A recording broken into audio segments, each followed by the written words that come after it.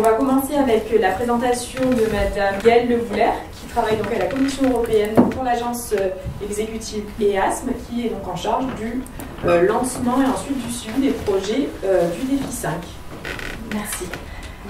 Donc moi aussi je vais faire une présentation de cadrage. En fait, je vais essayer d'expliquer le processus d'évaluation de manière factuelle, et ensuite les experts expliqueront aussi la manière dont ils l'ont vécu, puisque c'est sur eux que se basent ces processus d'évaluation. Alors d'abord, je vous demande de m'excuser, la présentation est en anglais.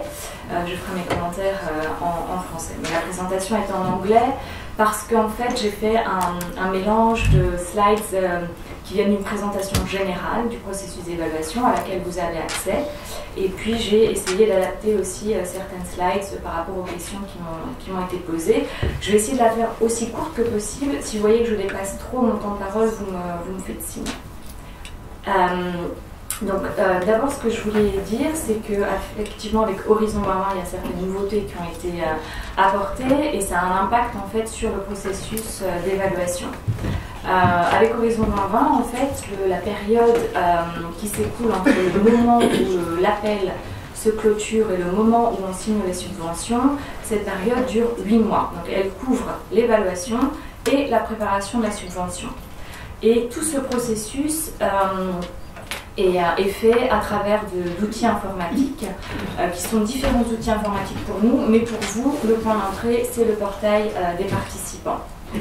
Un autre aspect important avec Horizon 2020 et qui a un impact sur le processus d'évaluation, c'est le fait qu'il n'y ait plus de négociation. Donc ça veut dire que chaque proposition doit être évaluée telle qu'elle a été soumise.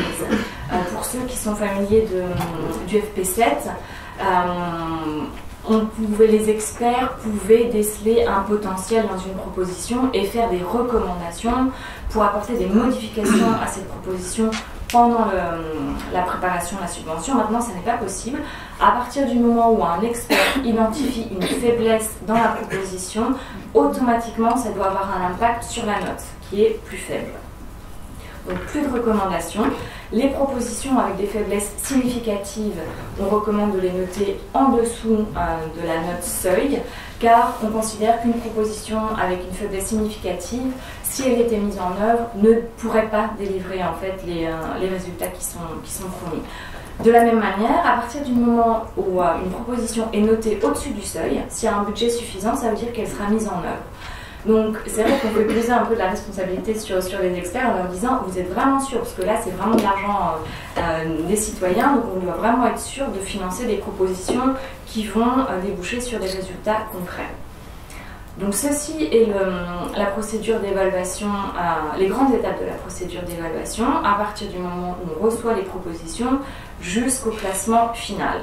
Et tout ce processus est soutenu par les experts évaluateurs. Voilà, dont le rôle est crucial. C'est vrai que c'est grâce à l'évaluation des évaluateurs qu'on fait notre classement et qu'on va financer en fait les propositions. Ils sont notamment importants dans l'évaluation, mais aussi, comme madame qui fait partie d'un advisory group, on les consulte sur l'élaboration des programmes de travail. On les utilise aussi quand on contrôle la mise en œuvre des projets. Alors on m'a demandé comment est-ce qu'on fait pour identifier les experts. Ce que je voulais préciser, c'est que l'identification des experts en fait se fait un peu au fil de l'eau. C'est pas seulement au moment de la clôture du call qu'on s'occupe d'identifier les experts, d'autant plus que maintenant avec Horizon 2020, et ça peut répondre peut-être à une des questions qui a été posée, c'est que les programmes sont pluriannuels. Donc un work programme présente les appels sur 2 ans et le dernier d'Horizon 2020 sera sur 3 ans. Donc on peut anticiper l'identification des experts. On recherche un haut niveau de compétences, de connaissances, d'expérience, et une fois que ça s'est acquis, on doit aussi en fait prendre en compte la diversité géographique, l'équilibre homme-femme, l'équilibre entre secteur privé et secteur public, et aussi, ce qui est aussi un peu nouveau avec Horizon 2020, c'est qu'on doit renouveler les experts. On avait tendance parfois à tout le temps utiliser les mêmes experts. Maintenant, on recommande qu'à chaque fois, il y ait 25% de nouveaux experts. Et c'est intéressant aussi d'apporter un peu de sang neuf parmi les experts. En général, dans les panels évaluateurs, il y a 3 experts, mais maintenant, la plupart du temps, il y a 5 experts. Parce qu'avec Horizon 2020, comme on le disait tout à l'heure, les propositions sont multidisciplinaires, on veut impliquer dès le début les utilisateurs finaux. Donc il faut aussi que les experts représentent toutes ces compétences, toutes ces expertises. Ces évaluateurs sont identifiés dans une base de données, qui est la base de données pour nous IMI, mais pour vous, effectivement, les experts s'enregistrent aussi via le portail des participants. Ce qui est important, en fait, c'est qu'on les identifie par mots-clés. Et c'est ce que je préciserai tout à l'heure, donc je vais le préciser maintenant, c'est que pour les experts enregistrés dans notre base de données, il faut mettre à jour en fait son expérience, mais aussi les mots-clés. Certains experts en fait ont toujours des mots-clés qui correspondent au FP7. Avec Horizon 2020, c'est un peu différent, donc il faut vraiment les mettre à jour. Une fois qu'on a identifié les experts, on les contacte pour aussi vérifier leur disponibilité, et puis à partir de là, on fait une liste avec des experts qui sont mis sur la liste principale et les experts qui sont mis sur la liste de réserve. Et ici, ce que j'indique aussi, c'est qu'on a besoin d'inclure sans arrêt de nouvelles expertises. Et parfois, ce qui manque, c'est ce qui est indiqué sur cette slide, ce sont les représentants des administrations nationales, régionales, locales, des agences d'environnement, de protection civile. Et malheureusement, parfois, on a aussi du mal à trouver des experts qui représentent le secteur privé. Donc, c'est un appel que l'on lance régulièrement. Inscrivez-vous dans nos bases de données. C'est très important pour la qualité de nos évaluations. Une fois que l'on a... Ah oui, ce que je n'ai pas précisé tout à l'heure, c'est qu'à partir du moment où on reçoit les propositions, de notre côté, on fait une vérification de l'éligibilité et de l'admissibilité. L'admissibilité, c'est s'assurer que la proposition est lisible, complète. On vérifie aussi qu'il y a un brouillon de plan de diffusion et d'exploitation. Et l'éligibilité, en général, c'est les critères classiques d'entité légale qui représente au moins 3 États membres ou 3 États associés. Parfois, dans les appels, il y a aussi des critères d'éligibilité particuliers. Donc, il faut toujours faire attention à ce qui est inscrit dans l'appel, dans le texte de l'appel. Donc voilà, maintenant on a nos experts, on a nos propositions, on doit en fait allouer ces propositions aux experts. Et la première chose que l'on fait, c'est de vérifier qu'il n'y ait pas de conflit d'intérêt. Et là, j'ai 3 slides sur le conflit d'intérêt. Je ne passerai pas beaucoup de temps. Je voulais juste préciser qu'effectivement, les membres des advisory group ou du programme comité ou du PCN ne peuvent pas faire partie en fait, des panels d'évaluation. Donc une fois qu'on a vérifié ça, on revérifie la disponibilité parce qu'en fait, on sait souvent un peu en dernière minute les créneaux qui nous seront ouverts pour les évaluations centrales à Bruxelles. Et dans les panels finaux aussi, ce dont on s'assure, c'est d'avoir la bonne complémentarité en termes d'expertise, de nationalité et de genre. Et c'est seulement à ce moment-là que l'on peut confirmer aux experts qui font partie de l'évaluation. Et c'est là que ça commence, vraiment. La première phase de l'évaluation se passe de manière individuelle et à distance. Les experts sont briefés avant que cette phase ne commence. En général, c'est un briefing qui se fait par Internet, qui implique les experts, le modérateur du topic et la personne responsable du topic à la Commission européenne.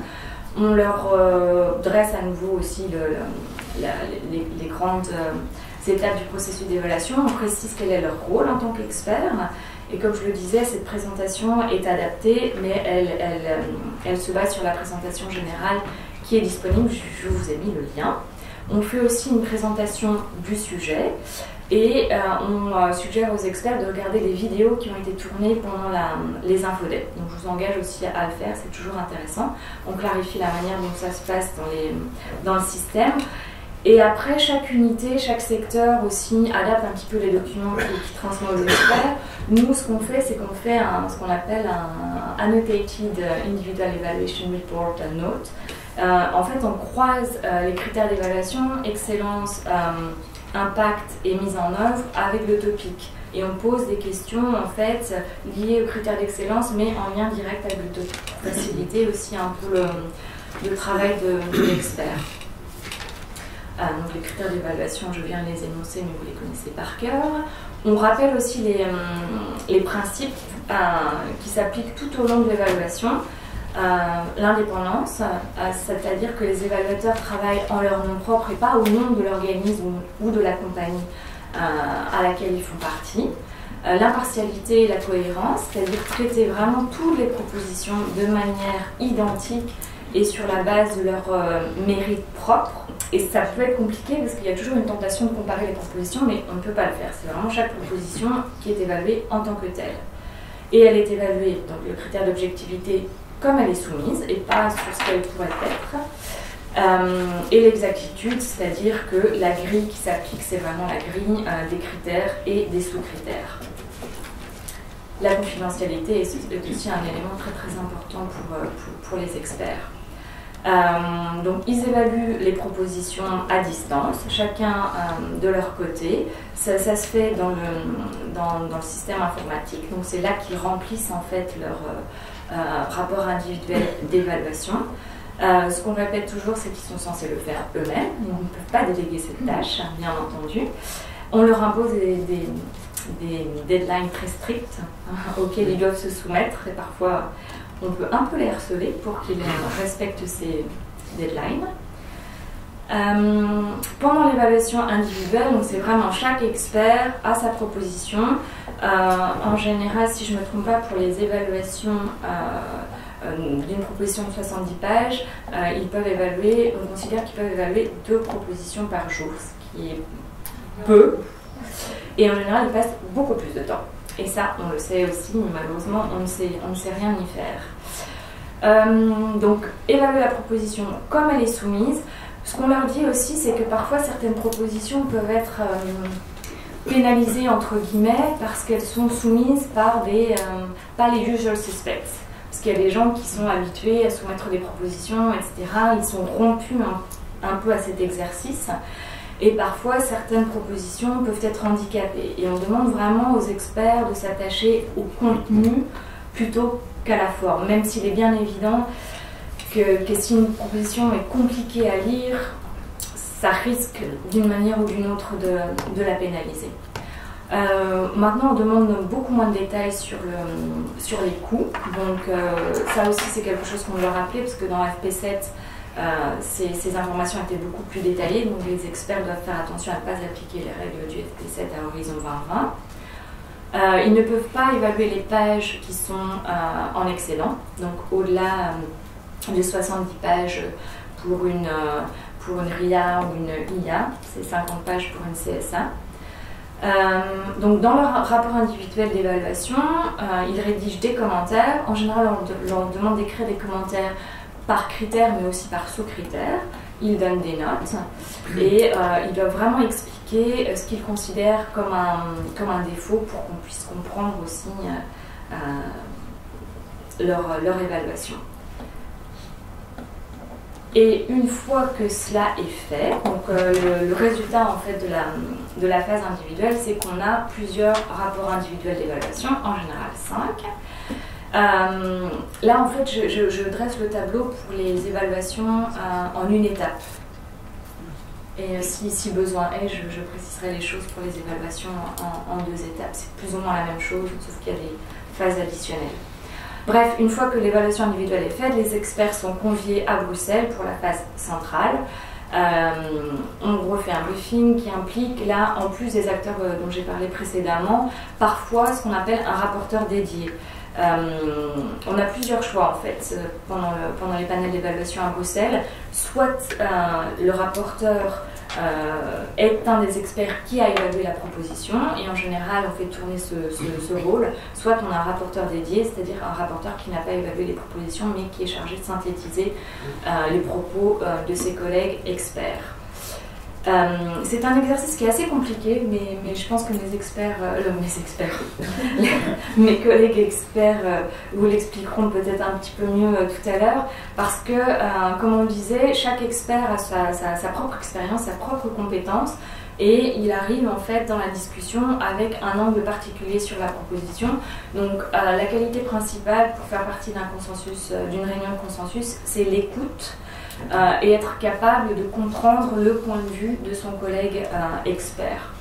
Tout cela est modéré en fait par quelqu'un de l'agence ou de la commission. On a un rôle neutre, on doit juste s'assurer que chaque expert puisse s'exprimer et que effectivement tout se déroule de manière convenable pour qu'on puisse arriver à la fin de la réunion de consensus à un rapport de consensus.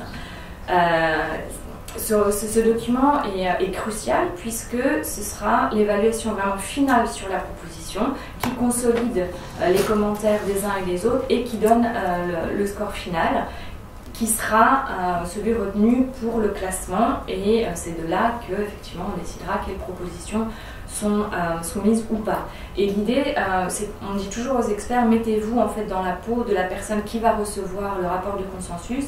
Il doit pouvoir comprendre et être rassuré sur le fait que sa proposition a été évaluée de manière correcte et comprendre là aussi où peut-être elle était moins bonne par rapport à d'autres pour pouvoir s'améliorer dans le futur. Ce que j'ai pas dit, c'est qu'effectivement on se concentre vraiment beaucoup plus sur les commentaires plutôt que sur les scores, parce que pour nous, les commentaires doivent de manière quasiment automatique déboucher sur un score. Voilà, c'est la grille des scores, des notes, qui est affichée dans toutes les salles de réunion de consensus. Et vraiment, ce qui prime d'abord, c'est le commentaire et après la note. Donc, à la suite des réunions de consensus, parce que parfois sur un sujet, on peut avoir tellement de propositions qu'on a plusieurs panels d'experts et il est important en fait que l'on s'assure de calibrer un peu les rapports de consensus et ça sera fait au travers du panel de review, du panel de révision. Et dans ce panel, en fait, il y a des experts en général qui ont participé aux réunions de consensus et parfois d'autres experts. Ils vérifient vraiment la cohérence entre les commentaires et les scores. En cas de scores égaux, ils aident aussi à départager en fait les propositions. Et ce qui est important, c'est qu'à l'issue de cette réunion de panel, il y a la liste de priorités et que nous, on met en œuvre. Et c'est sur cette base que sont financées les propositions. Il y a un observateur qui s'assure que tout se passe bien pendant toutes les réunions de consensus à Bruxelles. Les cross-cutting issues, on m'avait demandé d'en parler, mais peut-être que j'en parlerai s'il y a des questions. Voilà, ça c'est le lien vers la journée d'information du défi 5, où il y a des vidéos et des présentations, donc je vous engage à les visiter. Et il y avait surtout une présentation sur laquelle je voulais vous renvoyer. Voilà, c'est ça. En fait, sur le site d'EASME, il y a notamment une présentation qui s'appelle Cross-Cutting Issues et Best Practices in Writing Proposals. Et on a fait une analyse en essayant de voir pourquoi les propositions échouaient. Et en fait, on donne des petits conseils pour essayer d'éviter de tomber en fait dans ces travers-là. Donc je vous la recommande vraiment. Et là, de la même manière, j'ai mis en fait les documents publics qui peuvent vous aider à comprendre comment se passent les évaluations et puis comprendre ce qu'on demande aussi aux experts d'évaluer, parce que ça peut vous aider aussi à rédiger une proposition. J'en ai fini, je suis désolée, j'étais un peu longue. Merci.